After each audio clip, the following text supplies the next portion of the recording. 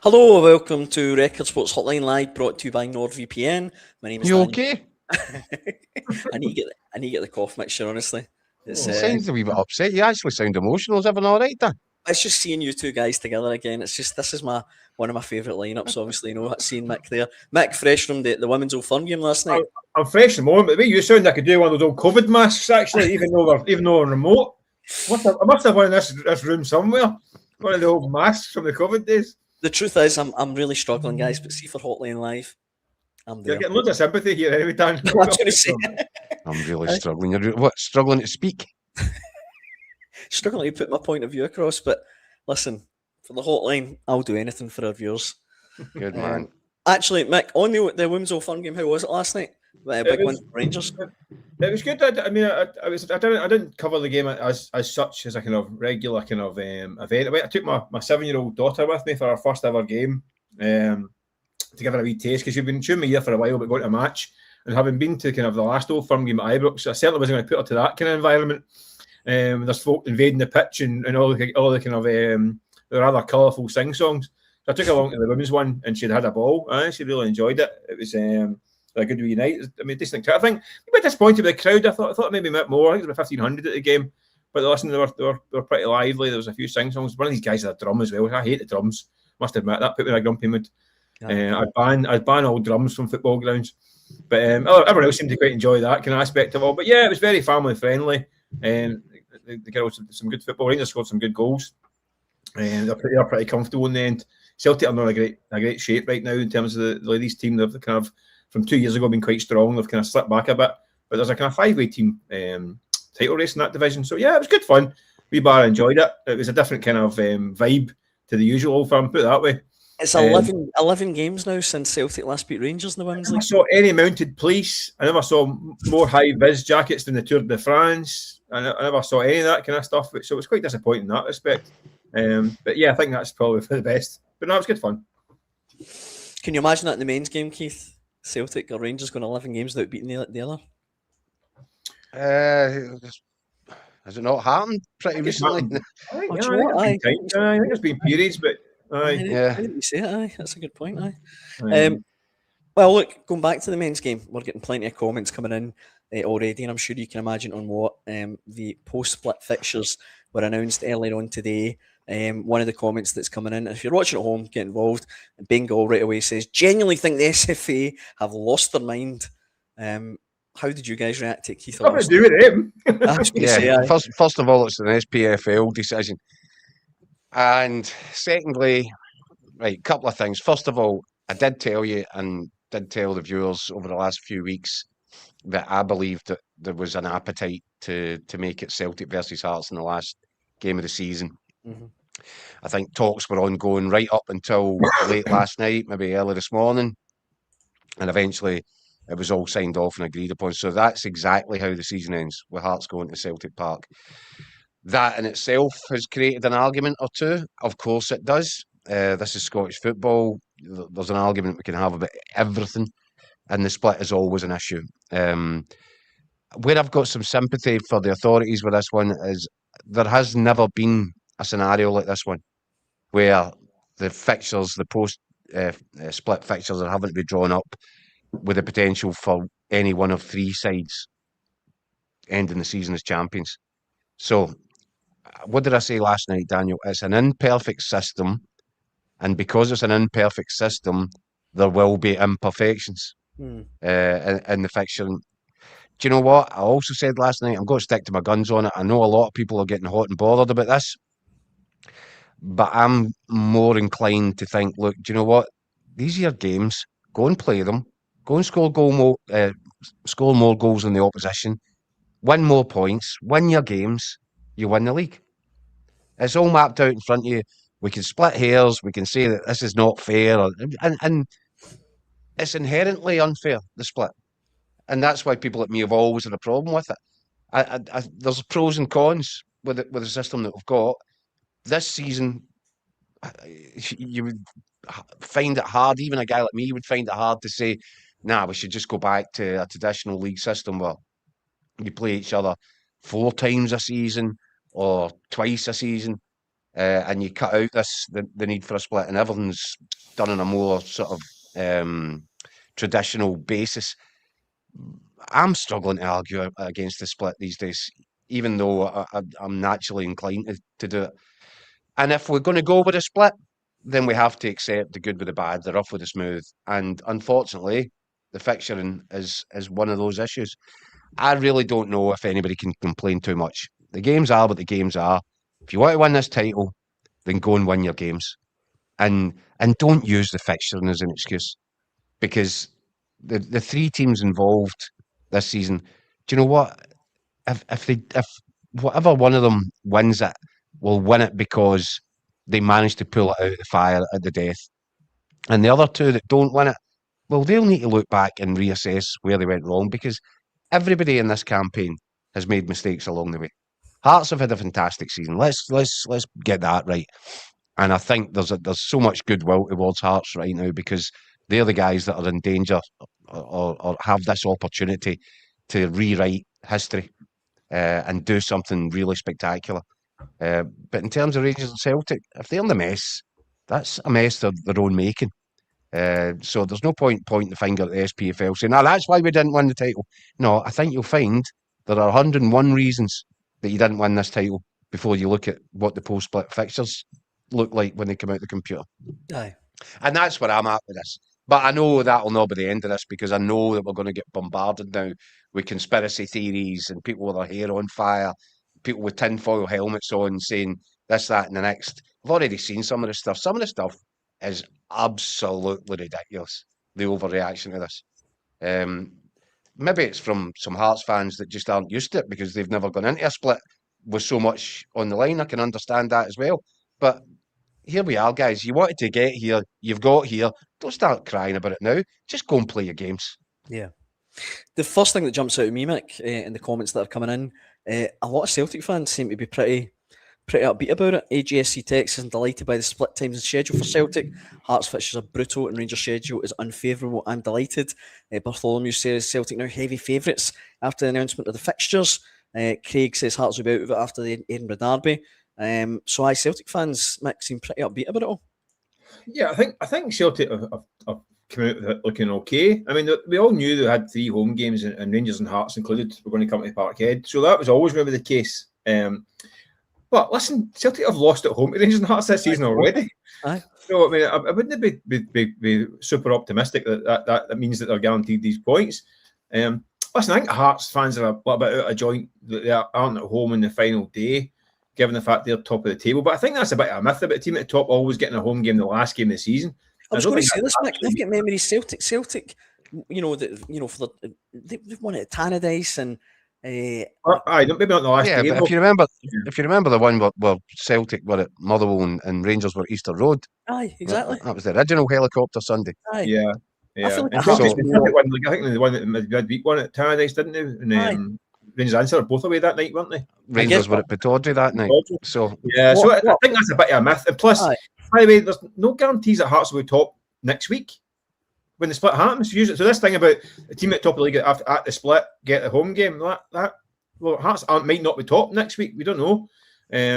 So I think Hearts and Rangers have had these games at home up to this point. So you can say, well, they have played Celtic at home twice, both of them this season. So they need to go to these places at some point. So they might say they'll have the benefit of having the points, maybe the points in the board.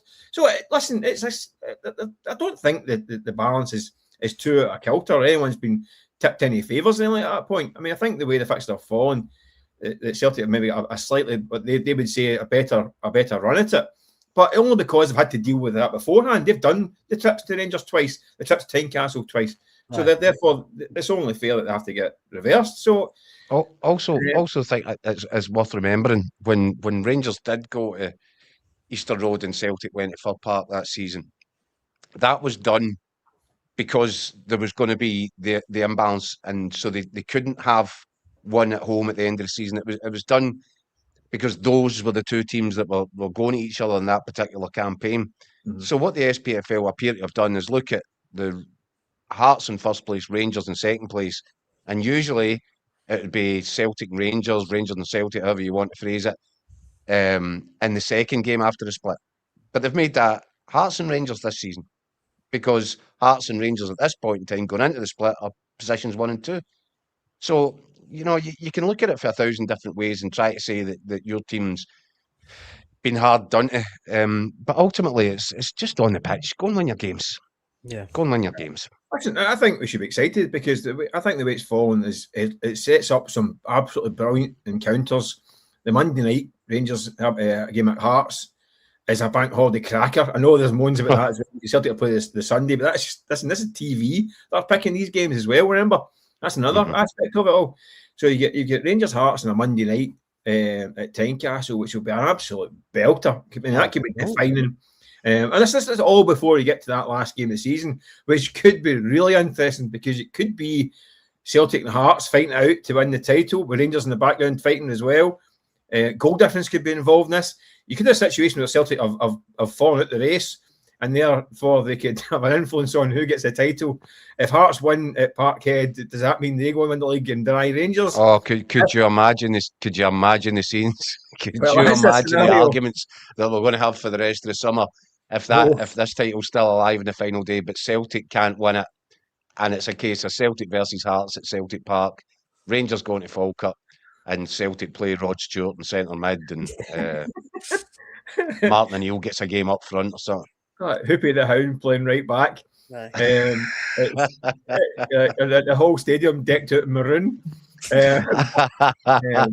Actually, I think it happened back in 58-59, and Hearts went to Celtic Park needing a win. And if Rangers won, they would win the league. But if Rangers dropped points against Aberdeen and Hearts won, Hearts would win the league in goal difference. And Celtic lost to Hearts. But Rangers also lost, I think, as well. It gave Rangers the title, basically. So basically, Celtic beat Hearts, Celtic beat Hearts in the last day, and it basically handed Rangers the title, in effect, because they had lost their game against Aberdeen. So Celtic beating Hearts in the final day, denied Hearts, and gave the title to Rangers. Can you see that happen this time? In the days of kind of social media, never up to date with the results and all that stuff? I don't know. But there's the flip side of the coin. Season for Celtic, wouldn't it?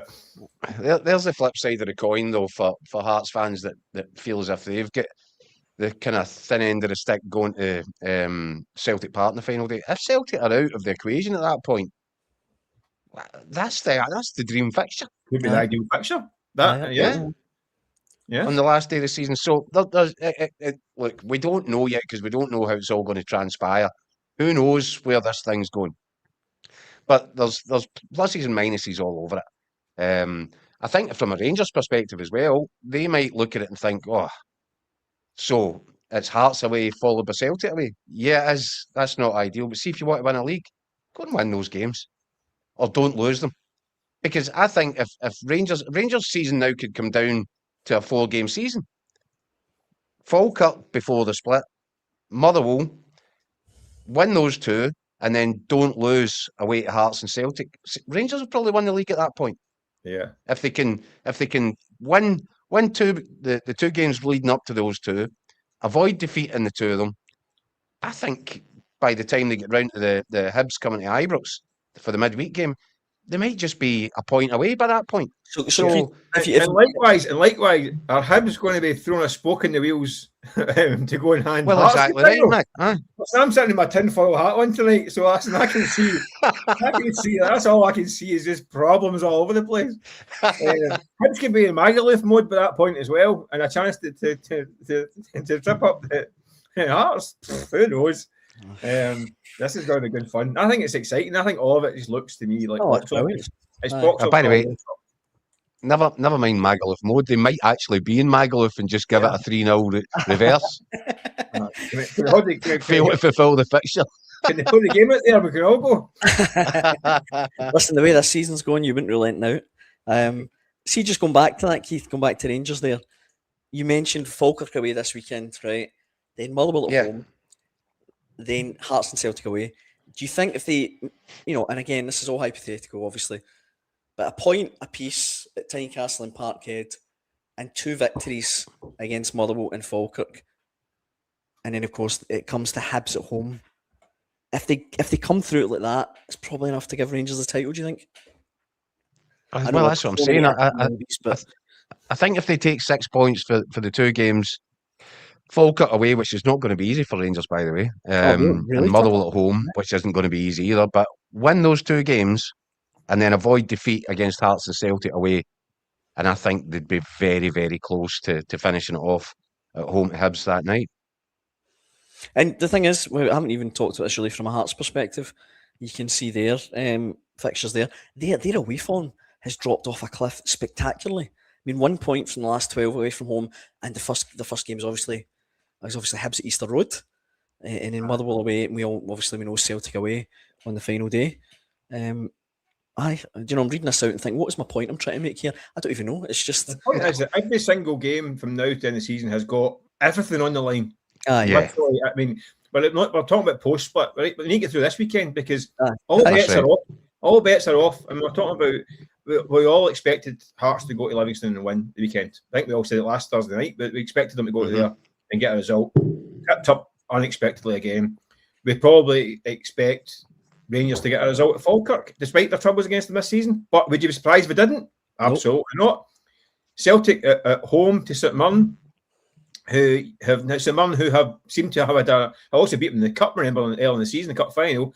Had off a cliff into the form, but have picked up again. If they drop points to St Mirren, anyone be surprised? Absolutely not.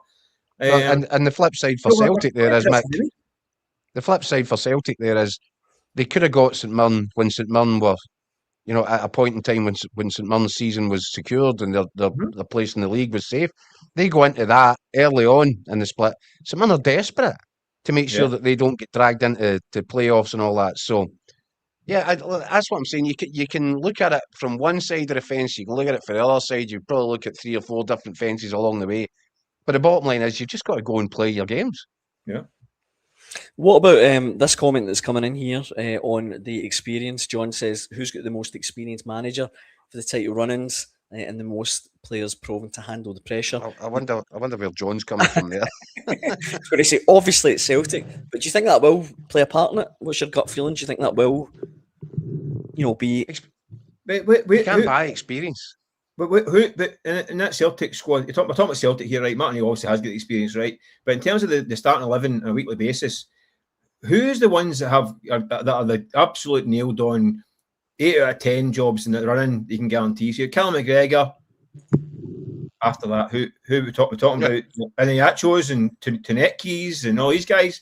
Where's that experience? I think you got the guys like Liam Scales have been over and done it, but there's not that many. Tierney. But you see, maybe 3 or 4 who, by the way, who have dragged Celtic along this season. But it's not as if this is not the same Celtic team that has won the last 4 titles. It's far from it. Even guys who have been, these guys like Rio Tatis, form's been up and down like a yo-yo. I mean, that's been kind at times. Didn't get to go off the bench at the weekend. So the guys, the ones you bank on, your Carter Vickers, your Johnsons, your Jotas, they're all on the treatment table and hobbling around in moon boots. So they're left with the Iniachos, the Chankaras, the Tunekis, the Yangs, the guys that haven't been over the course and haven't proved that they've got the chops to do it. So all bets are off for that one as well. There's no bankers for Celtic. They've got 3 or 4 guys who have had to carry them, and they will need to do again. You were going to say something there, Keith? No, I just think, look, experience is going to play a factor in it, but probably more in the dugout. Martin O'Neill, he's the wily old fox, isn't he? He's been there, he's done it. Might be some time ago, he might be struggling to remember it. But you can't buy the experience that he's got. I think that, I'm going to say, I think that will influence the running. It's already influenced the season, hasn't it? Because it's hard to imagine, given the state that Celtic have reduced themselves to this season, how anybody else but Martin O'Neill could have them in this position going into the last 5-6 games. So there's no doubt that Martin O'Neill's experience and nous is going to play a big factor. That's Celtic's best chance. But Keith, what position are Celtic actually in right now in reality, right? Because Celtic have lost 8 league games this season. On any normal season, this campaign is done and busted. Yeah. And by the way, if it's a Michael Beale Rangers or a Van Bronckhorst Rangers team, Clement first season, they are out of sight at this point in time.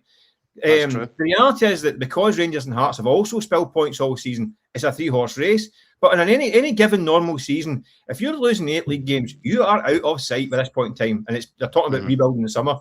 Yeah. Rangers, I mean, for all, I think Danny Rowe has done well to get over the initial nightmare start under Russell Martin. But Rangers are 1 point ahead of where they are at this stage last season. And this stage last season, they'd lost to Motherwell, St Mirren, Queen's Park, and all that stuff. They're 1 point better off than they were this time last year. So the fact that Celtic are still in it is because of the teams involved in the race. Because any other given season, by the way, if you're sitting, you're Michael Beale or Van Bronckhorst or Clement, you're looking at this table going, and then how could that not happen when I was there? No.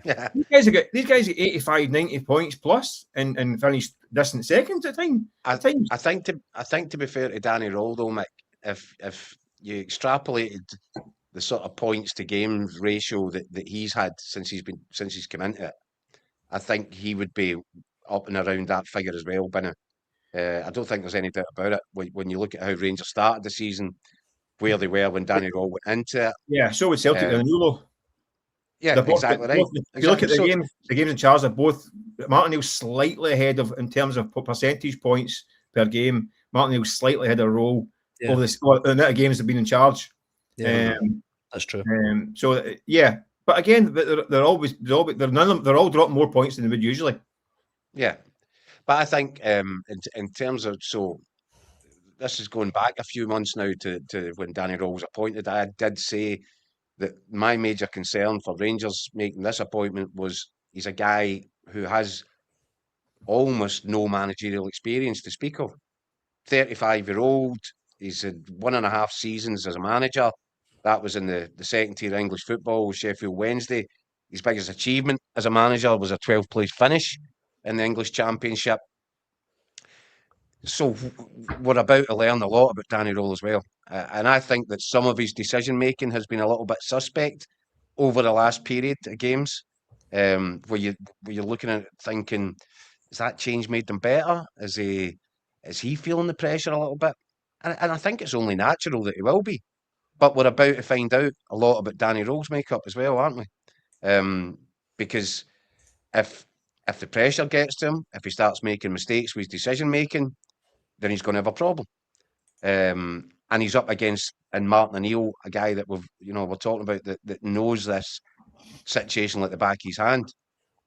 So if Danny Rowe was to pull this out of the fire and win this title for Rangers from this position, I mean, he goes into next season with massive kudos, and the Rangers support will have complete and utter trust, and more importantly, the Rangers ownership with Andrew Kavanagh, massive confidence in him. But there's going to be a question mark, and I've seen Hearts fans. We saw it since the weekend, since the result at Livingston. Hearts fans suggest there might be an idea to bullet McInnes now. So, Derek McInnes, despite everything he's done this season, if Hearts falter, if Hearts don't win this, he's going to have question marks over him, unbelievably, given the job that he's done there. Martin O'Neill, I think he can just take off the tracksuit, fold it up, walk away, and ride off into the sunset, whatever happens between now and the end. Sorry, Keith, to jump in, I do think Rangers really should go win the league from here. I really do. I mean, purely the fact that Celtic are in such a state this year, if the Rangers don't go and win the league this year, they will be absolutely kicking themselves, especially now where the Champions League door is now open for them as well. It looks like the chips could fall nicely. They could go directly into the Champions League. Yeah, that's if they don't kick the door off the hinges and get through it, it will be the biggest missed opportunity of a lifetime, because you're not going to get Celtic in this nick again, surely. I don't think you'll see it. Can we say that with confidence, Mick? This is a generationally bad Celtic team. I know, but there's so much to do. There's so many issues behind the scenes. Yeah, that's what. Well, yeah, I get that point. I think it might take a couple of years to get rebuild. Yeah, but in terms of this season one and getting that Champions League, if they allow Celtic to win the league this year, it would be a major gaffe. Really, I mean, to allow this Celtic team to get through and win the league and get access perhaps to that kind of level, I think that would be a huge missed opportunity. I think so at this stage. I mean, I think they've done well to get back into it from where they were, but this is not a normal season. It's now a 6-game season, and the position they're in now, regardless of the fixture list, they're the ones. And listen, by the way, they're the ones that don't lose games. They've only lost 2 games all season. It's the draws that have killed Rangers this season. And that might just be enough to get them inching up towards the line. Ironically, if I'm right, Mick, and they can draw at Tynecastle and draw at Celtic Park, it might be the draws that win them as well. Just avoid defeat in those games. Yeah, I really do think if you're looking at it from a Rangers perspective, you'd look at it now and say, as I said, you're literally looking at a 4-game season here. If you can win the first 2, avoid defeat in the next 2, whatever the result is, I think you're almost there. From a Celtic perspective, they're at that little bit further back. Goal difference for Celtic as a struggle as well. Celtic are struggling. They're 5 behind. They're almost an extra point behind on goals. 5 behind Hearts and 9 behind Rangers. That's an extra point each. So they're by the way, in normal circumstances, you would think, well, it's Celtic. That's not too much of an issue with 6 games still to go because Celtic score goals. But this is not a normal Celtic side, as you quite rightly says, Mick. They don't have a functioning striker. No. And that's why I think I'll probably go back to and where I've been for consistently now, I think for a while. I still think Hearts going into this run in are probably in the strongest position, not just because they're sitting top, but because they've got a fully functioning partnership up front that are outscoring anybody in a Celtic top or a Rangers top. And I think that'll be crucial. I also think from a Hearts perspective, going into the last game before the split, massive for them to get Stuart Finlay back. Because I think if you look at what good teams are built on, the spines and partnerships and all this, you've got Craig Halkett, Stuart Finlay, reunited at the centre of that defence. Probably the best centre-half partnership in the league this season. I really like Mark Leonard, and I think that his relationship is getting better and better with Cammy Devlin. So you get 2 of them in the centre of your midfield, and then you've got Bragg and Shanklin up front. That to me, if I'm Hearts and I'm looking for something to give me a wee G up or a wee boost going into these games, that's it right there. Those 3 pairings, that spine right down the middle of the team, and I keep coming back to it. If you get 2 strikers that are scoring goals on a regular basis, that for me gives you the edge. I think it tips the balance in Hearts' favour. Let me look at the comment section once again, guys. And before I actually dive in deep to these, Keith, very quickly, a lot of people are coming back there saying, when you mentioned about Hearts fans coming on and saying that Derek McInnes should get the bullet if they don't win the league this season. A lot of people say, no, Hearts fans aren't saying that. Just to back you up, we had several on here the other night saying if he doesn't win it, Tony Bloom's going to want it. Yeah, they were on here. Aye, exactly. But I just want to get I don't know if it was several or if it was one. It was 2. No, it was definitely 2. Yeah, was that definitely 2. But just to back you up on that and ask you, do we all really think that, say, Hearts are heartbroken on the last day, they just miss out on this generational first time in 40 odd years league title, say they finish second, they just miss out on the final day, surely to goodness nobody's actually inside Hearts going to be going, you look at the manager. Surely not. Need their head examined if they were. Aye. And I think Tony Bloom's quite a smart man, so I don't even. It's not even a conversation. The conversation at Hearts this summer is, right, what do we do to move this on to the next level? What does the manager want? What does the manager need? How do we keep him here? How do we build on this? 100%, that's got to be the conversation. Any other conversation about, because I've seen this suggest, it's too negative, and once Hearts went 2-1 up at Livy, should have been going for more goals. Look, people need to understand that players are under stress, managers are under stress, everybody's under stress here. And people react to pressures in a different way. I thought Hearts came right off the game. I don't think that was the manager's instructions. I think it was probably a perfectly natural human reaction. They come back from 1-0 down, they got themselves into a leading position in the game. And then I think it was right, safety first. And I think that was something that's a mental thing with the players. I would imagine that this week they'll have been having discussions about that. We can't make that mistake again. Yeah. If Hearts are going to get over the line in first place here, it needs to be full throttle. It needs to be foot to the floor. And, they can't allow worries or concerns about what might be going on elsewhere. They've just got to focus on, because see when Hearts went 1-0 down against Livingston, they went full throttle at it.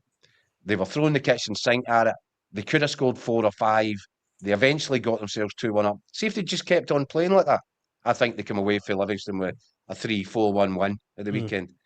So that's a lesson. They're having to learn on the job. Everybody's learning on the job. Everybody's having to deal with stress and strains and pressures that they're not entirely comfortable with or not entirely used to.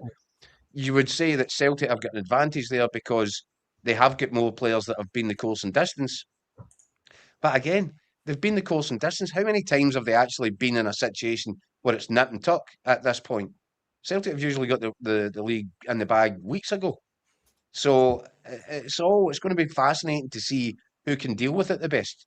But maybe Hearts learnt a big lesson at Livingston at the weekend that will stand them in good stead for the closing stretch.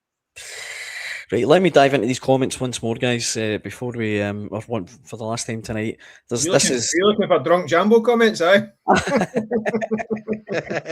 This is a menagerie. This is just, I'm going all over the place here, so bear with me. Brendan Boyle says, this is the worst Celtic team since the 90s, the worst Rangers team in years. So if they don't win at Hearts, they'll never win it. Come on, Celtic. They've lost 8 games, they're 3 points behind.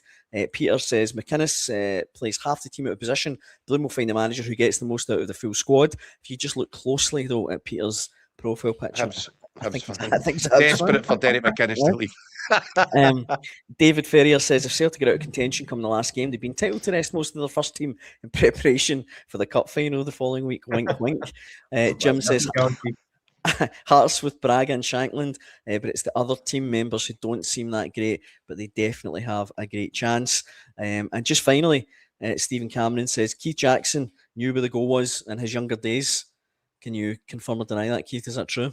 Spot on. Somebody with insider knowledge. What's his name? Stephen Cameron. Stephen Cameron. And if you look closely at his profile picture, you can't really see it, but he's got a guide dog. What is he? Is that Stephen Cameron 1874 or 1974? What is it? It's 18. Like that. It's 18. It's a good spot. Stevie knows what he's talking about. Prolific. A couple of more comments just before I come back out. John says, if Celtic are out of the title race by the last game, I'm going for Schmeichel goals with a 4-4-2. Damn me up front. And this one, McKenna says, in all seriousness, what would Martin O'Neill tell his players? What would Martin O'Neill honestly say to his Celtic players if they go into the last game of the season going, look, we can't win the league, lads, but... I tell you what he'll do. I'll tell you what I'd do if I was him. Go for it. I'd say, guys, we've had a great season. We're going to finish it off next week at Hampden. I'm actually going to just put my feet up for the weekend. Do you remember this guy? Big Wilf. Big Wilf's welcome back. I mean, he's been part of this season. It's only fair that he gets one last crack at it. That's what I'd be doing if I was Martin. You'll give it to Wilf. That'd be a twist, Mick. Given Celtic's kind of attachment to bringing guys back, they could bring back Wilf, Liam Brady, Lou McCarry, Tony Mowbray, and Ronnie Dyler. And maybe Ronnie won a few things, so maybe he can stay where he is. But they're bringing boys back for the new dugout for the last game of the season. An all-star dugout. Yeah. Right, very final thing on the fixtures, guys. Well, you've kind of answered it there, Keith. You're sticking with Hearts. Does the fixture sway either of you at all in any way, shape, or form? Yeah, look, I've been on the Hearts horse for a period of time now. They remain at the top of the table, albeit a slightly less of an advantage than they had previously. I will stick with them for now. But listen, and I'll try to be consistent and stick with them. But everything's subject to change here, isn't it? I mean, you just can't look forward to the weekend coming with any cast iron guarantees about who's going to do what and who'll take how many points from where. And now we're getting to the point, this is the tickly bit, where if people do start dropping, damage is going to get done that might be irreparable. That there's very little time to start clawing things back now. I think from a Hearts perspective, they're going to be boosted big time by Stuart Finlay coming back in, as I said. They're going to be boosted big time by the fact that Lawrence Shankland, not only did he start his first game since January at the weekend, but he was sharp as a tack. He was all over the place. I thought his performance, what he brought to the team was terrific. And he scored. And he scored. And he set up Braga for a goal. So for all these reasons, I'm going to stick with Hearts. But I'm adding the caveat that things can change quickly at this point. Things can change very, very quickly at this point in the season. Who's to say that Hearts don't win at the weekend, Celtic don't win at the weekend, Rangers go to Falkirk and drop? And then what does that say about momentum and who's looking like doing what? But as I said, when you look at those fixtures, the key for Rangers, if they're going to do this, I think they need to win their 2 games going in, either side of the split, and then avoid defeat, be that take draws or a draw and a win from Tynecastle and Celtic Park. So come back to me about Hearts' chances once we know the result of that game. But for now, yeah, I still think, for a number of reasons, not just the fact that they're in top spot just now, for a number of reasons, I still think I'd give them the edge. And Mick, you said earlier on that Rangers should really go on and win it from here. I think the other ones that, I mean, I think Hearts have been fantastic all season, but there has been a slight drop in results, and they've won 4 of the last 8. I know the boys coming back, which will be a major help. But every game they're involved in, it seems to be really in the balance, and every game they're in is in the balance, and it's hard to keep following the right side of that knife edge every single week. And it's kind of caught them a wee bit. I just think Rangers they're getting more goals in their team, and they don't lose games. I mean, we've seen it all season. I think if they get Gigan Fernandez fit at the middle of the defence, and they've got Romans coming back as well, I think they just look stronger and more capable of grinding out and results with a wee bit more to spare at times. I think Celtic they're hanging on with their fingernails, but they don't have the quality or the goals and all the clean sheets they need to keep the show on the road. I think the games need against Hearts and Rangers, if they were ahead and had to go and just defend it like they did against Stuttgart and against Rangers at Ibrox in the cup game, then yeah, maybe that would be all right. But to go and actually have to go and win the games opens them up and makes them very vulnerable. I can't see them getting the points they need. They're 1-0 step away from being out of it. I can't see them keeping the show on the road for the rest of the season. I think Rangers are the ones that look to me hitting form at the right time and have the resources and they can have the tools to go and finish it off. Interesting. I guess time will tell. What do you think, Dan? Well, you're going with Hearts, Keith. Mick is now saying that Rangers have got the edge. Oh, look at you, just symmetry. I think Celtic with those fixtures today. I don't know, who knows? No, in all seriousness, I actually agree with you, Mick. When I look at Celtic, where are the goals coming from? Every game is an absolute. I mean, it's just so tough not just to watch, but I mean for the players to get through it. Where are the goals going to come from? How are they going to win those games? There's no actual strategy or game plan. It's just the games are chaos. And you say it best, Mick. They're hanging on by their fingernails, but they are hanging on. They are still in there, and then still there. You said it, Keith, about Rangers. I think Falkirk are going to have a big say in this. Rangers having to go there twice. Look, who knows? Honestly, who knows? Do you know what's funny? We're talking about symmetry and square and circles and all that. Falkirk, the ground where Russell Martin needed the police escort.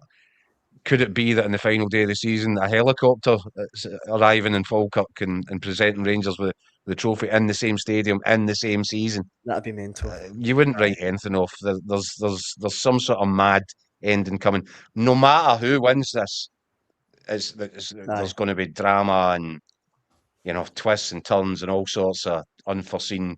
But that, in terms of a Rangers ending to the season, the place where Russell Martin get chased as could turn out to be the season where they get presented with the trophy. Yeah, you said the helicopter heading to Falkirk and off pops Donald Trump, the Easter Bunny, came out to deliver the trophy. Well, that is the other thing that we need to remember. That is the other thing. Everybody's getting hot and bothered about the fixtures here, the post-split fixtures and all that. A lot might depend on what happens Tonight, somewhere in the Middle East over the course of the next 24 hours. That might be the silver line. I might not need to worry about the post-split fixtures. It's a slight concern, that one, isn't it? Just a bit. A late kick-off tonight could be what interesting. I know. Well, just in case the world does end in the next few minutes, let me try and fit in the last thing I wanted to get your take on. Barney Stewart is the Scottish Premiership's Player of the Month for March. 4 goals against 4 different teams. He's 8 goals in 13 Premiership appearances so far this season, and he's now at 16 goals in all competitions. I mean, surely he must be in with some sort of chance of being a wild card for the Scotland's World Cup shout. No.